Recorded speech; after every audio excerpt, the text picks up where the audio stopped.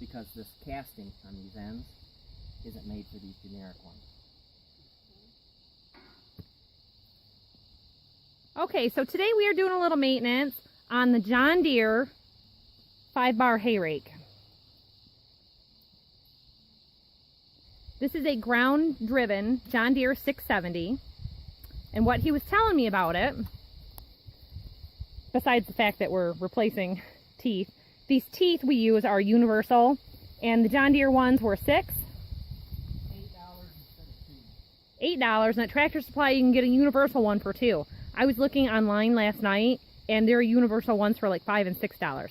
So if you're using this type, just go to Tractor Supply, buy the $2 ones. They were $2.50. They were on sale today, 10 for $15. They're $2, $1.99 normally, and today they were $1.50 if you get 10, which is what we needed. Okay, so we needed 10, he's replacing them. Now he said that the end ones are slightly different, the universal doesn't fit, so he has to take the grinder to them to make them fit. So, because of this casting with this knuckle, you want them to see it?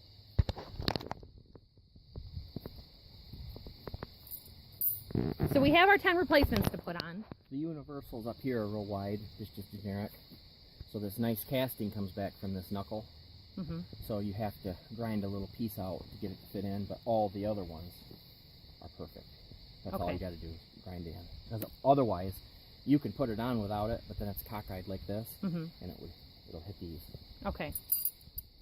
So the guide bars here just knock off any hay that collects on the teeth as it's rotating around to the next bar. Never go around. Keeps everything clean.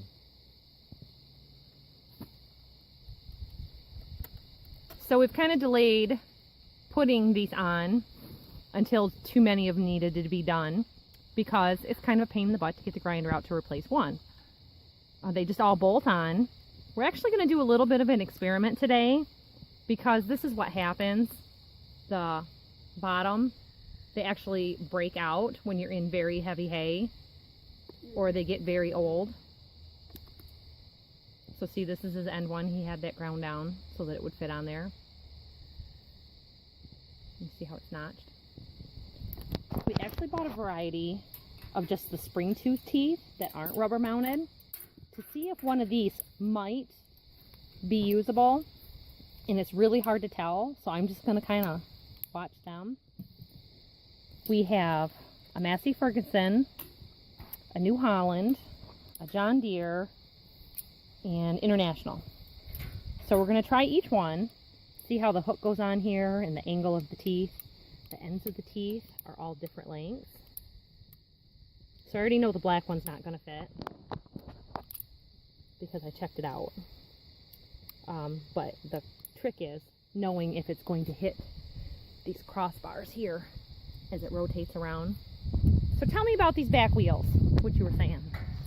The drive shaft that goes from wheel to wheel, that basically doubles your traction. That's all that's doing, is hooking the two wheels together. So you have two driving wheels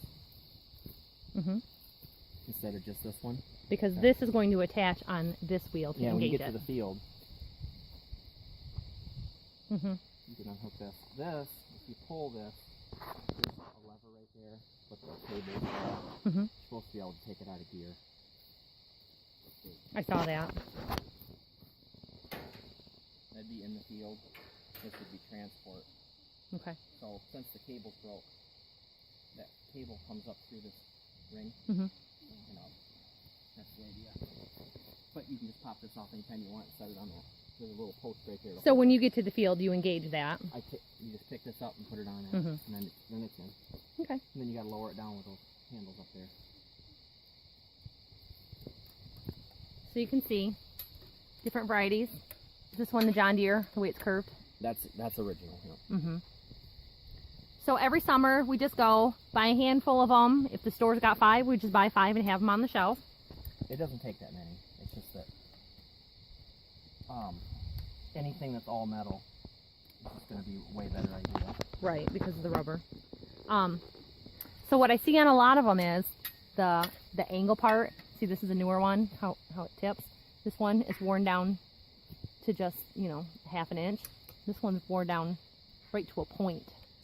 So then after a while, that tooth stops being effective, and then you're going to get skips where the hay isn't going to get picked up, but the next bar will get it. Well, you get too many of them broken, and then you've got yourself into trouble, leaving hay on the field. This has 100. Or making more wear on another. Total of 100. Did you hear that? He said it's got 100 teeth on it.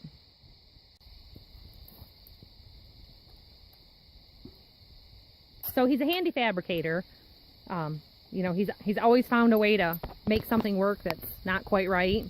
Because when you're farming, that's just what you've got to do. And you've got to have tools and supplies. And that's why you see farms with messy shops. Got to get on with it. It is easy to say, oh, everything's got to have its spot and get put back in place. But at the same time... See, this one needs a notch taken out the other side because of this bolt. It's really close, but just not quite perfect. Yep. So about how much does a hay rake like this cost? I don't know now. We'll have to look it up.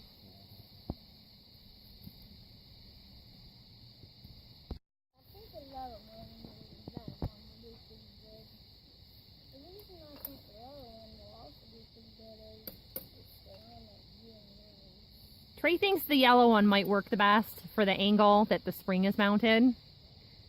He was telling me that like there's still 2 more here that are in need of replacement, but the thing about them being on the end, it just makes your windrow a little bit more narrow, and a hay baler will pick that up anyways, so it's not a big deal when they're on the end.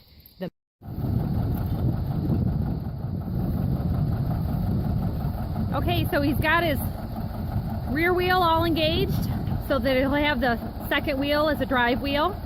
Now he was telling me the nice thing about these bar hay rakes, this is ground driven, not tractor driven. I could come out here and get this hay raked into the rows for him with my vehicle, with a Suburban. You come out here with a lawnmower, a quad, whatever. It does not have to be a tractor. So some people are doing things on very large scales, smaller scales. It's just kind of a matter of time for most people that they want the bigger equipment to save more time. I also don't want the bigger payments and the bigger fuel bill. You can see our guys are all suited up here. Ear protection always. Sunglasses. Gotta save those eyes. I don't want these guys having cataracts. And of course they're running with their John Deere tractor umbrella too.